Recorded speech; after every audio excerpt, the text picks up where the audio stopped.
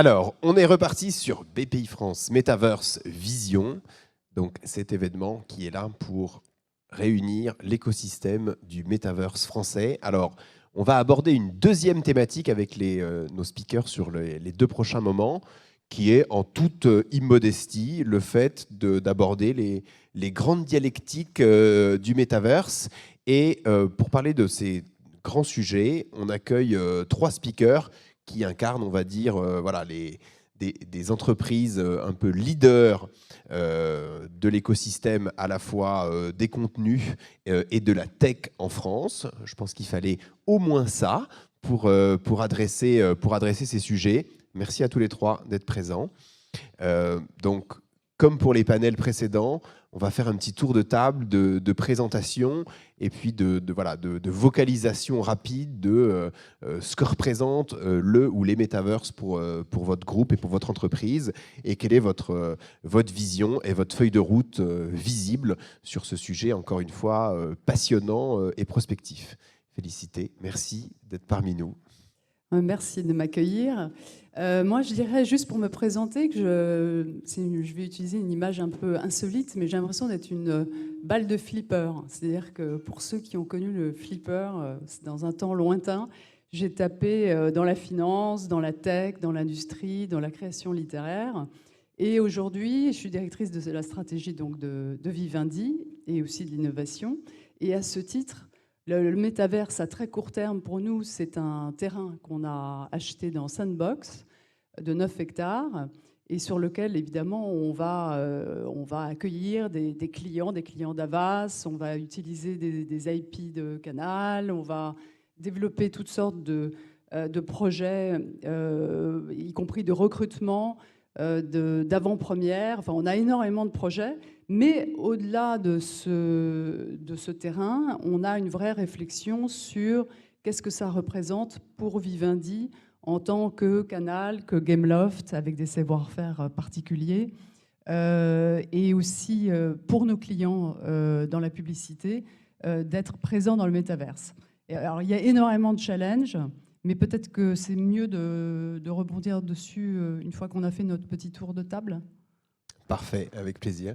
Nicolas, merci d'être là. Bon, tu as dû, si tu étais arrivé, avoir une émotion très positive quand Elisha a expliqué que le gaming, c'était quand même le secteur le plus puissant, le plus dynamique, le plus véhiculaire. On a coutume de dire, mais je crois que ça vient de chez Ubi, donc tu ne devrais pas trop me contredire que dans cet écosystème, encore une fois, assez challenging, prospectif, immature du Metaverse, les acteurs du gaming ont quand même un petit coup d'avance parce que gérer des communautés dans des plateformes digitales, vous savez faire. Les monétiser, vous savez faire. Créer des expériences, vous savez faire. Alors peut-être que c'est 60-70%, on va dire, de la promesse du Metaverse qui est déjà à peu près appropriée par les acteurs du gaming, en tout cas les acteurs les plus avancés. Dis-nous un petit peu, toi, du côté Ubisoft, quelle est votre vision du sujet et comment vous allez l'adresser en tant que compagnie? Bonsoir. Effectivement, c'est difficile de passer après tout le monde et de ne pas répéter tout ce qui s'est dit. Je crois qu'Elisha l'a dit justement. Difficile de dire des choses intéressantes. On va essayer. Donc nous, effectivement, assez vite, on a essayé de regarder quelle était la chaîne de valeur du métavers. Et on s'est rendu compte qu'effectivement, on était bien positionné à plusieurs niveaux, que ce soit sur les outils de création, que ce soit sur les bonnes pratiques et peut-être aussi sur une vision du futur de l'interactivité, comme il a été dit aussi. Donc on explore. Il se trouve aussi que ces dernières années, on a beaucoup exploré le Web 3 et on continue. Et même s'il ne faut pas faire de lien trop rapide entre les deux métavers et Web 3 sont porteurs en fait d'une certaine vision du futur du web en réalité. Et donc nous, on essaie d'explorer ça. J'ajouterais qu'Ubi, on est des créateurs de monde, donc c'est vrai que ça nous paraît assez naturel de se dire si une partie du métavers, c'est le fait d'être en 3D dans un monde qu'on doit reconstituer et sur lequel il faut repenser ce que c'est que, ça a été dit aussi, mais l'urbanisme, l'habitat, etc., on est aussi pas mal positionné. Donc on va continuer à explorer ça. et avec en tête ce qui fait aussi la force du gaming, c'est-à-dire comment on offre toujours plus de liberté à différents acteurs. Jusqu'à présent, c'était des gamers, nos utilisateurs. Aujourd'hui, les gamers, c'est tout le monde. Hein. C'est des données qui sont assez connues. Plus le temps passe et plus les jeunes générations jouent. Et donc, au fur et à mesure, très naturellement, là où il y a 30 ans, il y avait quelques millions de geeks, aujourd'hui, c'est 3,5 milliards et demain, c'est tout le monde. Donc, en fait, les gamers, c'est plus une désignation très pertinente. C'est plus un type de personne, c'est tout le monde. Donc il faut aussi réinterroger ce que ça veut dire que d'avoir des gens qui se retrouvent dans un environnement virtuel pour faire des tas d'activités différentes. Et comment est-ce que, effectivement, on peut reposer les questions des communautés, parce que certes, on les connaît, mais ça a été dit aussi un petit peu, c'est plus les mêmes communautés exactement. Donc il faut réinventer ça. Donc il y a plein de choses à réinventer dans un domaine qu'on croit bien maîtriser. Mais on ne maîtrise pas tout, effectivement. Merci Nicolas. Morgane, est-ce que tu peux nous dire un mot sur ton scope dans ton entreprise et puis votre vision du sujet qui, là, pour le coup, est aussi une vision... on a parlé beaucoup de contenu et expérience, mais évidemment, dans le sujet, il y a aussi des sujets d'infrastructure, de réseau, de tiers de confiance. Il va falloir avoir tous les facilitateurs à la fois technologiques et réglementaires pour que tous ces univers adviennent et soient utilisés de manière efficace et éthique. Quel est ton angle sur tout ça ? Déjà, merci pour l'invitation et merci pour l'organisation, parce que c'est à souligner, on a rarement l'occasion de tous se retrouver comme ça à l'écosystème autour de ces sujets, donc merci une fois encore. Pour répondre à la question, donc, Orange aborde le sujet de AR, VR, Metaverse, XR, sous différentes formes. La première, c'est sur l'approche métavers au sens avec un petit M. Je préfère parler de monoverse aujourd'hui parce qu'on est beaucoup sur des environnements, des mondes virtuels en silo qui ne communiquent pas entre eux, qui sont tout à fait fermés. Tu vois, j'ai fait l'intro sur le multi-metaverse et toi tu reviens au monoverse, ce qui prouve qu'il y a quand même du débat d'idées aujourd'hui. Donc ces approches en silo, ces mondes synthétiques qui sont pour nous une forme de transition vers ce nouvel Internet dans lequel on a besoin d'apprendre et de comprendre quels vont être les nouveaux usages. Ça a été dit plein de fois et le monde du jeu a, je pense, 15-20 ans d'avance pour bien décrypter cette nouvelle grammaire. Et ça, on en est conscient chez Orange. Et donc, on regarde ça précisément pour comprendre comment nos clients vont interagir demain avec nos services, avec nos offres, avec nos produits. Donc ça, c'est un premier élément, c'est une première étape. Et aujourd'hui, les réseaux sont là. On a la chance d'avoir des réseaux 5G, la fibre, le Wi-Fi 6, qui apporte aussi des choses très pertinentes, notamment sur les interactions et la faible latence. On sait qu'il s'agit de relations sociales dans ces mondes-là. Donc voilà, ces éléments de faible latence et de débit vont être extrêmement importants. Et puis on regarde aussi l'étape d'après, parce qu'on a la chance chez Orange d'avoir des 5G Labs qui accueillent des startups pour tester des choses, tester le réseau. On travaille sur les solutions de edge computing, qui vont être des éléments un peu clés pour processer tous ces gros applicatifs et ces milliards de polygones qui vont faire qu'on aura nos avatars photoréalistes ou non photoréalistes dans ces mondes-là. Et puis, on regarde aussi le coup d'après de ce monde augmenté. Puisque à ce stade, on voit le metaverse comme une transition, mais on a plus de croyances dans un monde augmenté. Alors, bien sûr, je reprends ce que tu as dit en conclusion de la table ronde d'avant. Bien sûr, on a un socle qui doit être éthique, inclusif, responsable, sustainable. Ça, c'est la base. Et une fois qu'on a construit ce socle-là, en effet, penser à ce monde augmenté où l'interface du réel serait plutôt notre base de navigation, et puis nos caméras pour naviguer dedans. Donc on est plutôt dans cette lecture-là qui rejoint les sujets des jumeaux numériques, de lieux, d'espace, de formes, de gens. Et donc voilà, donc on aborde tout ça. On pense qu'on a plusieurs briques en tant qu'opérateur telco qui sont déjà là, les solutions de paiement, l'identité, le réseau, notamment. Et puis, on est aussi, en tant que marque de confiance, enfin, on l'espère, et la couleur de votre coque nous fait beaucoup plaisir aujourd'hui. Hermès nous dit la même chose, curieusement. Bon, Et donc voilà, donc on pense aussi qu'on a un rôle en tant que marque à jouer pour accompagner nos clients, les éduquer, notamment les plus jeunes. On sait qu'on a parlé de génération A, génération Z. On a vu ce qui s'est passé dans le Web 2.0 et on voit ce qui se passe encore. Donc nous, on est extrêmement engagés dans cette voie-là pour éduquer et accompagner nos clients et nos futurs clients. Et puis juste pour... voilà. Le projet Notre-Dame, qui a été pour nous un projet emblématique en interne et en externe. Alors, c'est pas un métavers, non, ce n'est pas un métavers, même si je veux surfer un peu sur le buzz médiatique, on pourrait. Hein, c'est une sorte de métavers avec un M, un petit M. En tout cas, c'est une expérience qui préfigure ce que peut être une expérience métaverse puissante. Exactement, c'est ça le propos. Et on est extrêmement, et moi le premier, extrêmement ému de voir des gens sortir, et j'en parlais tout à l'heure, de voir des gens émus sortir en pleurant. Et donc, bref, la technologie, elle est là, elle fonctionne. Et Stage 11 nous en a parlé. Elle est prête, et Jean-Michel Jarre aussi en a parlé. Et elle procure des émotions tellement fortes, tellement puissantes que ça dépasse voilà, ça dépasse c'est le la rationnel. Dimension mystique du métaverse. Ça. Voilà. Tu n'avais pas abordé ça. Vraiment. Parce que l'immersion et les mystiques peuvent être liés. Tu précises que les gens sortaient en pleurant, pas à cause du motion sickness, Bien mais à cause de sûr, l'émotion et de la beauté de Mais l'expérience. tu le sais, Nicolas, bien sûr. Nous, chez Vivendi, en fait, comme groupe, avec beaucoup d'actifs différents qui sont dans le domaine de la création, il faut qu'on voit les choses sous plusieurs angles. À la fois, c'est vrai, ça a déjà été dit, le métavers, c'est un moyen d'engager et d'étendre l'expérience de l'utilisateur. Ça peut être exactement la même chose même pour un lecteur, qu'un gamer. Donc tous ces publics se fondent, ou quelqu'un qui regarde un film. Donc ça, c'est fondamental. Mais ça pose aussi des tas de questions qui ne sont pas résolues à ce jour, des questions de monétisation, parce qu'aujourd'hui, il y a une multiplication des métaverses, des monoverses. En tout cas, il y en a, ça pousse comme des champignons, mais ils ont tous des caractéristiques techniques différentes.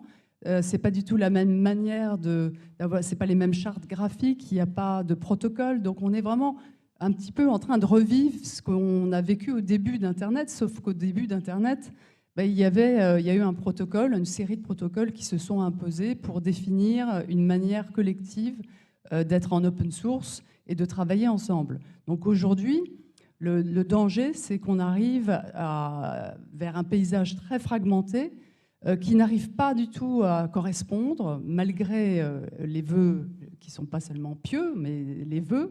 La réalité, c'est que les gros acteurs vont imposer leur péage et ça va être très difficile d'organiser cette fluidité et cette créativité. Et en même temps, on a besoin de créativité décentralisée. Mais le danger, c'est qu'on n'ait pas de protocole et à l'heure actuelle, on ne va pas complètement dans ce sens, même s'il y a des initiatives dans cette direction.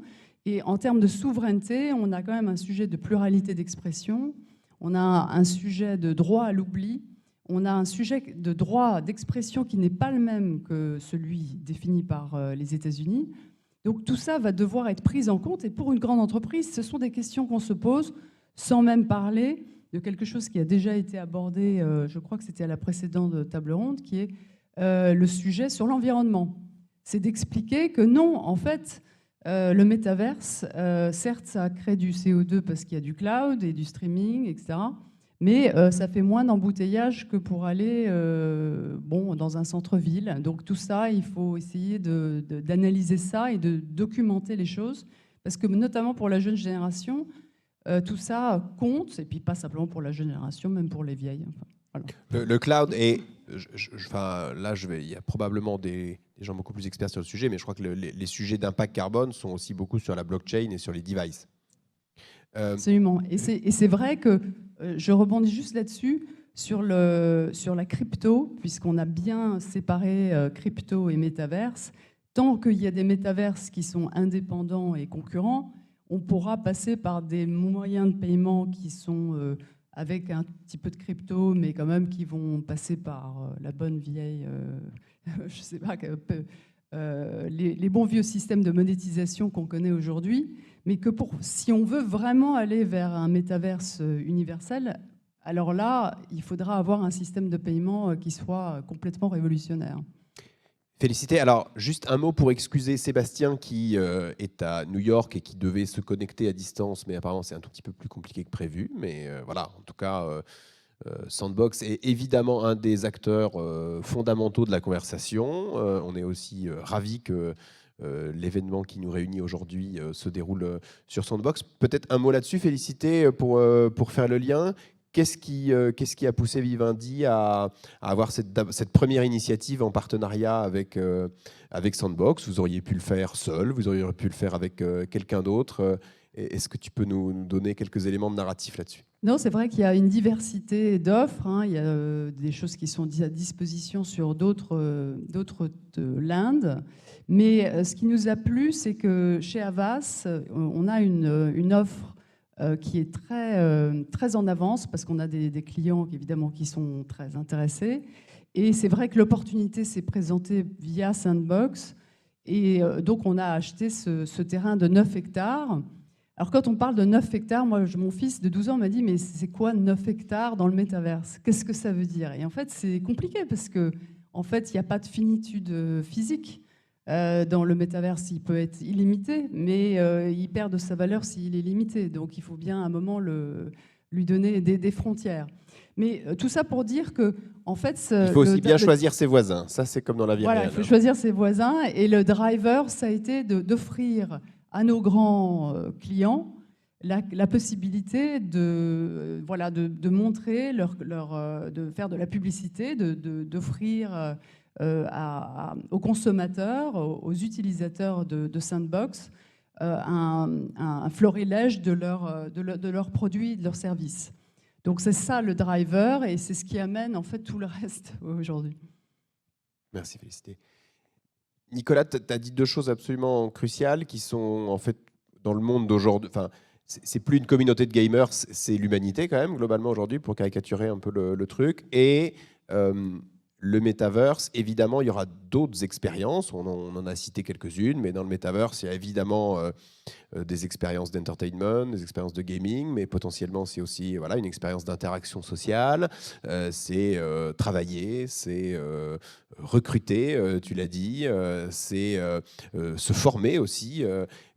Comment tu vois tout ça du point de vue d'Ubisoft? Est-ce que la vision d'Ubisoft, c'est d'embrasser ces nouveaux usages en partant du socle, encore une fois, qui est très fort? Ou est-ce que finalement, le courant principal, c'est le gaming? Quelles sont vos réflexions à ce stade sur ces différents sujets? Alors nous, on va partir sur deux réflexions différentes là-dessus. Il y a notre cœur de métier, qui est le divertissement et le jeu. Et ça, c'est quelque chose dont on ne s'écartera pas. Nos réflexions sont principalement là-dessus aujourd'hui. Et on peut dire que les monovers d'aujourd'hui, en fait, sont des espèces de POC. C'est des proof of concept de ce que pourrait être le métavers. Et on explore dans chacun de ces POC différents aspects qui peut-être se rencontreront un jour. Et donc nous, on a nos propres expérimentations à mener là-dedans, vraiment sur le gaming. Qu'est-ce que ça veut dire qu'un jeu avec, je ne sais pas, des milliers de joueurs concurrents? C'est des choses qui vont modifier fondamentalement le gameplay. Qu'est-ce que ça veut dire qu'un jeu où l'économie est portée par les joueurs? C'est des choses qu'on explore aussi, que l'écosystème Web3 explore. On fait aussi des explorations, je n'ai pas dit, mais sur tout ce qui est AR/VR. Et sur ces questions-là aussi, ça modifie pas mal la narration. Enfin, il y a des tas de choses à explorer déjà du point de vue divertissement. Alors pardon, je rebondis là-dessus avec une question un peu brutale. Est-ce que le metaverse a une composante XR ou pas forcément, de ton point de vue? La question piège. Non, de mon point de vue... J'essaye, j'en fais une par heure. Ouais, c'est pas mal. Non, de mon point de vue, c'est une composante importante, mais c'est pas la composante la plus proche de nous pour le métavers. C'est-à-dire qu'il va y avoir des tas de choses en XR, en AR/XR, qu'on ne pourra pas encore appeler tout à fait métavers. Pour ça, encore une fois, c'est une convergence. Enfin, je pense que ça a été dit, convergence des technologies, etc. AR/XR, en fait, la question derrière, c'est l'immersion. Et donc, quel type de device? AR/XR, c'est un des devices. Mais l'enjeu, c'est de pouvoir se connecter de plein de manières différentes à ce monde-là. Donc, pour moi, j'en fais pas une composante centrale, si on peut parler de ça, si on peut dire comme ça, mais c'est une composante importante pour un certain type d'expérience, encore une fois. L'exemple qu'on prend souvent, c'est que si vous avez envie d'acheter, je ne sais pas moi, des piles ou du papier ou des crayons, si vous n'en trouvez pas en bas de chez vous, vous n'allez pas aller dans un monde en 3D pour choisir quel type de pile vous voulez acheter. Amazon, ça marche beaucoup mieux quand même, enfin, ou n'importe quelle plateforme. Donc voilà, certains types d'expériences, certains types de devices, etc. Et pour revenir sur l'autre question, donc on a aussi cette question de la souveraineté. Et c'est là où nous, peut-être, on peut apporter quelque chose qui n'est pas au cœur du divertissement, c'est-à-dire qu'on a beaucoup d'outils qui peuvent servir d'autres usages. Et donc la question aujourd'hui, c'est, par exemple, on a un cloud, nous aussi, et donc qui est aussi en Europe, donc il y a aussi un positionnement à avoir ici. On a des moteurs qui ne sont pas commercialisés, qui ne sont pas publics, mais qui pourraient être des moteurs aussi européens, donc pour concurrencer les moteurs américains. En fait, quand on parle de souveraineté du métavers, il faut reprendre tout l'empilement technique dont on se parle, et si on commence à le faire, très compliqué de parler d'un métavers européen aujourd'hui. Il y a beaucoup trop de dépendances qui sont extra-européennes. Donc là-dessus, toutes les grandes entreprises technologiques françaises ont un rôle à jouer. Et Ubisoft, même si c'est d'abord une entreprise de divertissement, on a aussi des technologies à offrir dans ce cadre-là. Donc c'est aussi une réflexion qu'on porte. Je crois qu'il y a un sujet majeur, c'est l'accès au métaverse. Et aujourd'hui, il reste quand même très contraint, sauf dans une communauté très avertie. Mais globalement, il y a vraiment un sujet d'ID. Ça, c'est un des sujets sur lesquels on réfléchit et via des avatars. Je pense à Stage 11, qui fait des avatars hyper proches de la réalité. Mais vraiment, le sujet de l'ID, de l'accès, est un problème qui peut être une manière en Europe de récupérer un tout petit peu de latitude face au grand méta Google. Sachant que ça, malheureusement, en fait, c'est un problème qu'on rencontre déjà sur le web aujourd'hui. Ah ben voilà Seb. Problème qu'on rencontre déjà sur le web aujourd'hui et qu'il faut reposer à l'aune du métavers, effectivement. On va peut-être laisser la parole un peu à Seb qui vient de se connecter. Alors Sébastien, merci infiniment d'être là. Alors juste pour ton contexte, tu apparais actuellement sur un écran de 242 mètres sur 128, donc ça te met parfaitement en valeur. Et on est vraiment très très heureux que tu aies pu nous rejoindre. Merci infiniment pour ça. Donc, comme je le rappelais, cet événement, il est particulier parce que déjà, il réunit des acteurs de l'écosystème, de tous les secteurs, des startups, des corporates, des créateurs de contenu. Et donc ça, c'est des institutionnels et ça, c'est assez rare. Et par ailleurs, il est rare dans le dispositif puisqu'il est IRL sur Decentraland et sur Sandbox pour les game makers. Donc, écoute, la conversation était déjà bien engagée. On te laisse peut-être la parole pour un petit propos liminaire qui consiste assez simplement à te présenter et à dire en quelques mots quel est l'angle et quel est le play de Sandbox dans le sujet du Metaverse, qui est un petit peu au cœur du truc, quoi. Merci à tous. Désolé de ne pas pouvoir être présent avec vous aujourd'hui. Ça tombait sur une semaine assez importante pour nous à New York. J'espère que ça va aller niveau son, qu'il n'y ait pas trop de bruit d'arrière-plan. C'est nickel. Super, bon, pas de nouvelles. Donc, je m'appelle Sébastien Orger, je suis le cofondateur et CEO de Sandbox, ainsi que le président de la Blockchain Game Alliance.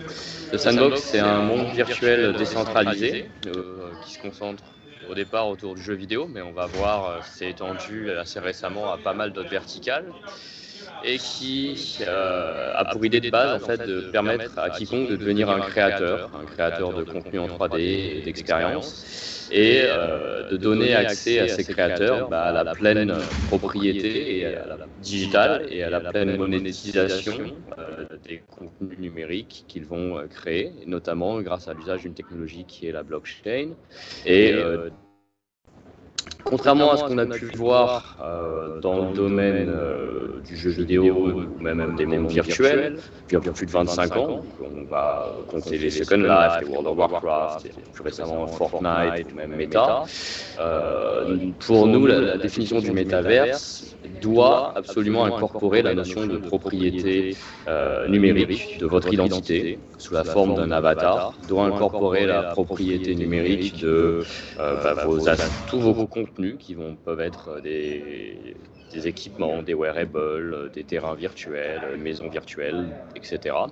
Et même de votre monnaie, pour que vous ne soyez pas finalement contraint à être sur une plateforme cloisonnée et ne pouvoir échanger avec d'autres utilisateurs, voire transférer à l'extérieur de cette plateforme ou vendre sur des marketplaces extérieurs à cette plateforme vos contenus numériques, comme c'est le cas actuellement dans un grand nombre d'acteurs et de manière générale sur tout l'ensemble des plateformes dans l'écosystème. Qu'est-ce que je peux vous dire d'autre? Ça fait un peu plus de 10 ans qu'on travaille sur Sandbox. Ça n'est pas forcément été un métaverse dès le départ. Au tout départ, c'était juste un simple jeu sur mobile qui a depuis pas mal évolué. On a toujours eu cette idée de vouloir permettre à quiconque, n'importe quel joueur, de devenir un créateur en utilisant les nouvelles technologies.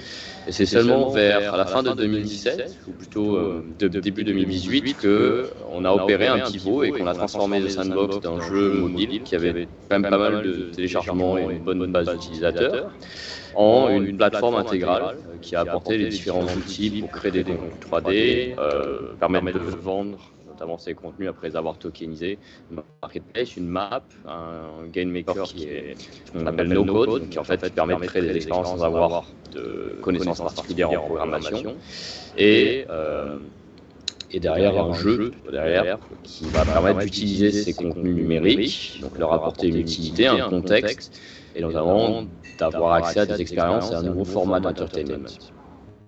On a ajouté à toute cette composante de user-generated content, puisqu'à la base, le métaverse, on en parle beaucoup, mais je pense que très peu d'entre nous encore se matérialisent, et pour une raison très juste, c'est le manque d'expérience, le manque de contenu.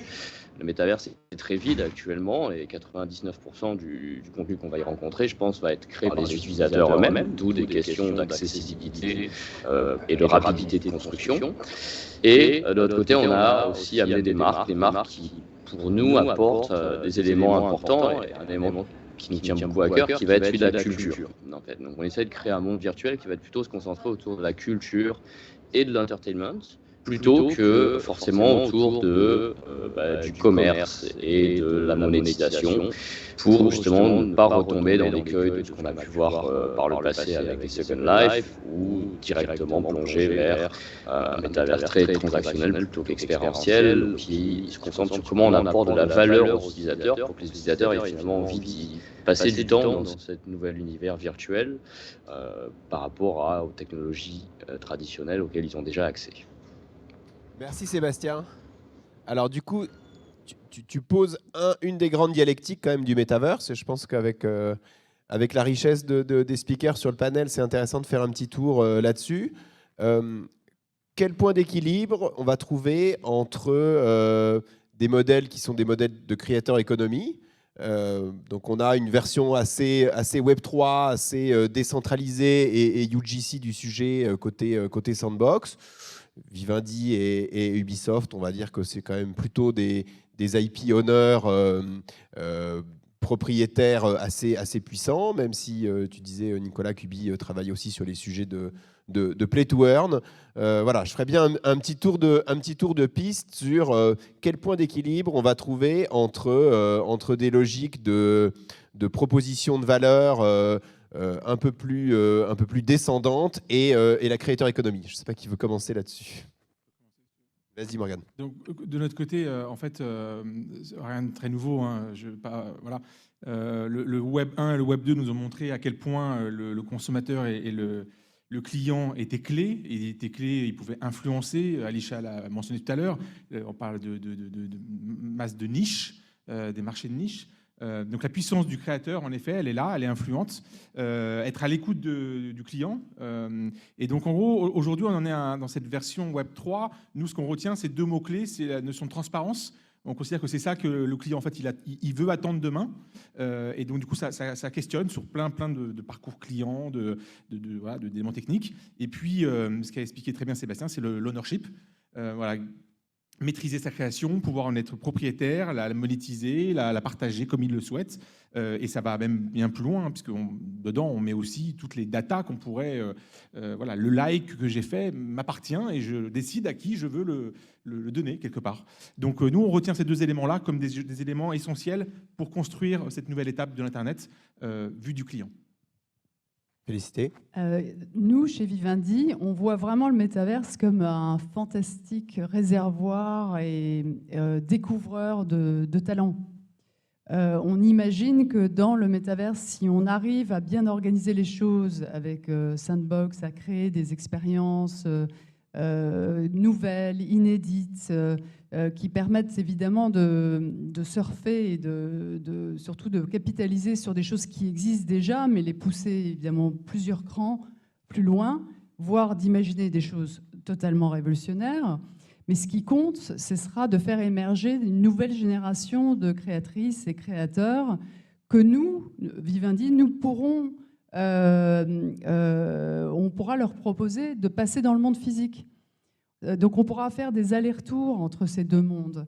On va voir arriver des gens, je crois que ça a été mentionné, des gens complètement nouveaux.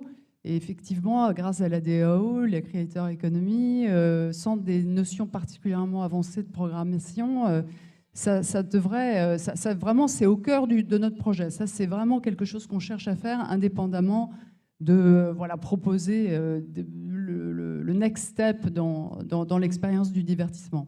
Ce que tu dis, c'est pas une logique d'antagonisme, en fait, c'est une logique de passerelle entre les deux mondes. Oui, c'est de co-création. Et que donc, concrètement, pourquoi pas un créateur qui aura expérimenté dans l'univers Vivendi sur Sandbox pourra voir éventuellement sa création devenir un studio Canal Originals, par exemple. Bien sûr. Ça peut être une série, ça peut être tout ça, ça peut être un rêve share, comme ça se pratique très couramment dans d'autres domaines.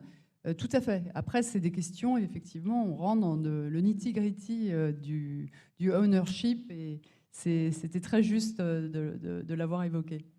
Nicolas, entre un studio de gaming, des communautés de joueurs, des communautés de créateurs, comment on gère ce triangle des Bermudes? Je pense que ce n'est pas un triangle des Bermudes, on ne disparaît pas là-dedans, au contraire.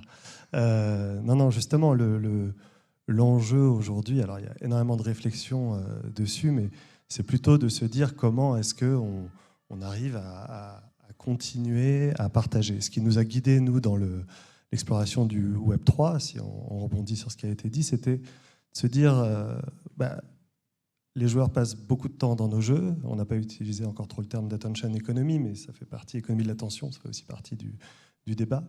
Les joueurs passent beaucoup de temps dans nos jeux. Selon le type de jeu et les outils à disposition, ils peuvent apporter de la valeur à ce jeu. Il y a une partie, si on donne les outils, de la valeur qui va être directement accessible à une communauté et aux communautés de joueurs, et donc qui va nous servir. Donc il y a une première question de comment est-ce qu'on peut redistribuer cette valeur. Donc on peut être à la fois le développeur et penser la redistribution de la valeur. Et puis il y a cette autre dimension qui est qu'aujourd'hui, il y a énormément de fanfiction, de tout un tas de types différents. Par exemple, sur Assassin's Creed, il y a énormément, si vous allez sur des forums, il y a énormément de textes. Il y a des gens qui écrivent des romans sur Assassin. Il y a des gens qui ont des idées de gameplay. Il y a des tas de choses. Et ces choses-là, finalement, ça reste en dehors de notre champ, en dehors de notre écosystème, alors qu'en fait, on pourrait avoir un écosystème partagé, faire de la co-création, mettre en valeur ces créateurs-là, etc. Donc il y a vraiment cette notion, et c'est le cœur pour moi de la décentralisation, hein. C'est comment on repartage deux choses, la valeur et la gouvernance. Et donc il y a cet enjeu-là aussi de se dire, ce que veulent les joueurs aujourd'hui, c'est peut-être un public en général, c'est s'approprier davantage les marques qu'ils aiment. Et là, peut-être on a des outils, enfin, pour rendre ça très concret, ce qu'on n'avait pas avant. Sébastien, il faut que tu rebondisses là-dessus, parce que tu disais deux choses importantes. C'est que Sandbox, c'est un lieu où à la fois on trouve des créateurs de manière totalement décentralisée et libre, et aussi des grands corporates. Et à la fois, tu disais qu'un un des challenges du Metaverse, je crois qu'il faut mieux que je regarde là, c'était de ne pas être dans un rapport trop utilitaire, trop transactionnel, parce que c'est ça aussi qui avait fait que les itérations précédentes du Metaverse n'étaient pas advenues. C'est quoi pour toi le rôle de Sandbox en tant qu'enabler de ces différentes parties prenantes et comment tu vois la manière d'articuler tous ces acteurs? Justement, je pense que pas mal de choses ont déjà été dites sur le sujet. Sandbox, c'est vraiment l'une des plateformes principales sur lesquelles on va pouvoir permettre aux marques de s'ouvrir à la co-création avec leur communauté. Et s'y ouvrir de manière non seulement accepter l'UGC d'une manière assez ouverte, mais vraiment même s'ouvrir complètement en permettant de mixer et remixer des contenus à travers toutes les marques, ainsi que ce fait par les utilisateurs, et leur donner un nouveau contexte, leur donner une nouvelle utilité au sein de ces expériences qui vont être publiées sur des landes, et des landes que certaines personnes vont pouvoir directement publier et potentiellement monétiser complètement comme leur propre business. Et donc, à partir de ce moment-là, en fait, on se rend compte de deux choses. C'est que les marques, finalement, acceptent complètement l'UGC, même pour l'encourager. C'est même l'un de nos premiers conseils. Quand une marque rentre dans Sandbox, on va les encourager à s'ouvrir à des nouveaux voisins sur la carte, à lancer des contenus officiels qu'elles vont permettre, qu'elles vont donner à leur communauté de fans pour qu'elles puissent créer des nouvelles expériences, des nouveaux jeux, et on va même incentiver cette création avec ce qu'on appelle des compétitions de création, pour justement promouvoir davantage. Et surtout, on va leur montrer, autant que possible, donc actuellement dans les saisons alpha de Sandbox, mais plus tard, ça se fera, je l'espère, organiquement, qu'avoir sur son propre land des contenus qui ne sont pas seulement ceux faits par la marque officiellement, mais ceux qui proviennent d'un écosystème complet qui est celui du Web3, ainsi que des contenus faits par d'autres marques, et c'est quelque chose qui est d'abord souhaitable et qui va être encore plus une reproduction créative, imaginative de ce que les utilisateurs veulent.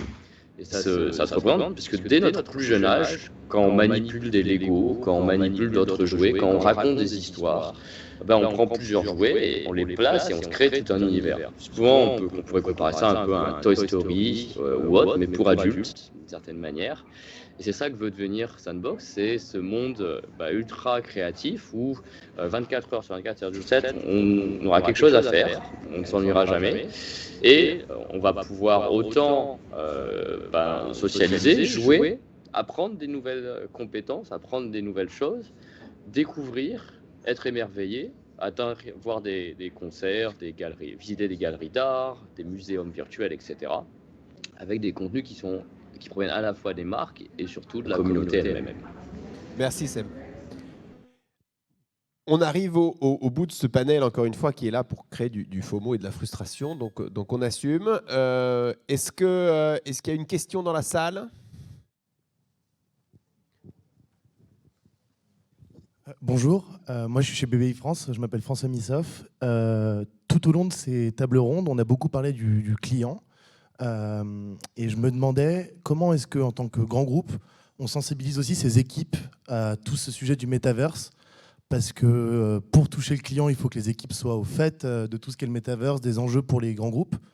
Et donc je me demandais quelle était votre approche. Donc c'est moins pour Ubisoft parce que vous êtes composé de gens qui ont une grande affinité avec ce domaine. Mais pour un groupe comme Orange ou Vivendi, comment on sensibilise ces équipes à cette thématique ? Eh bien, déjà, il faut avoir de la conviction pour partager ses idées, sa vision aussi, et puis être pédagogue. Et puis, en effet, il faut prendre le temps. On ne l'a pas dit, mais cette technologie de la réalité virtuelle, on parle d'une machine à empathie. Et bien là, pour le coup, l'empathie, il en faut beaucoup parce qu'il faut vraiment prendre le temps et se mettre à la place de l'autre et vraiment expliquer. Et ça, dans différents types de domaines. Là, on est en train de le faire au niveau des ressources humaines. On a des travaux avec les ressources humaines pour à la fois les acculturer, pour qu'elles soient déjà au courant. Elles ont des enjeux, ces équipes, à recruter demain ces jeunes qui sont dans The Sandbox, Decentraland, dans VR Chat, etc. C'est nos futurs collègues. et nos futurs clients. Donc on a besoin d'éduquer, et donc du coup il y a un travail qui est fait. J'étais encore ce matin à un séminaire interne d'une division. Le secteur entreprise, vous imaginez bien, on a quelques milliers de clients, grands comptes, petits comptes, moyens comptes, qui se posent plein de questions, qui appellent leurs fournisseurs, opérateurs qui leur apportent du cloud, des services. Qu'est-ce qu'on fait avec le sujet NFT? Donc voilà, donc c'est tout un travail d'éducation et du coup, moi, je me nourris aussi de ces discussions et merci une fois encore à BPI parce que du coup, on a eu ma première échange il y a quelques mois de cela où on s'est dit les choses, dit OK, mais comment le marché va évoluer, c'est quoi le rôle de la France, l'Europe, tout ça. Et du coup, on se nourrit aussi de ces discussions-là pour alimenter cette vision. Nous, la manière dont on le fait, c'est qu'on mixe des gens qui n'ont rien à voir, qui n'ont pas du tout les mêmes profils. Il y a des gens très techniques, il y a des gens qui sont super bons en marketing, il y a des grands créatifs, il y a les gens dans les RH, il y a des juristes, parce qu'il y a, évidemment, on tombe quand même beaucoup dans des sujets très rapidement juridiques, réglementaires, et on mélange tout ça dans une espèce de machine à laver. Ça peut prendre n'importe quelle configuration, mais c'est vraiment la confrontation des personnalités, des sensibilités. Les gens voient les choses de leur fenêtre de gamers ou alors de producteurs de séries ou alors d'éditeurs. L'édition, c'est celle qui est quand même un tout petit peu en arrière, disons, dans ce domaine. Mais ça ne veut pas dire qu'il n'y ait pas d'intérêt. Et c'est vraiment très, très, très étonnant quand on met tous ces gens ensemble.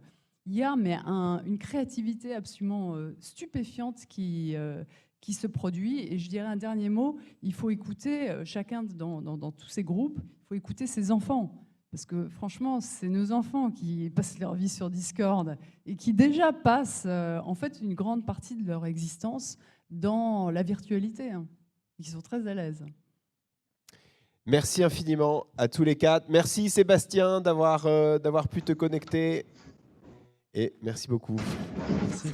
Merci. Merci à tous.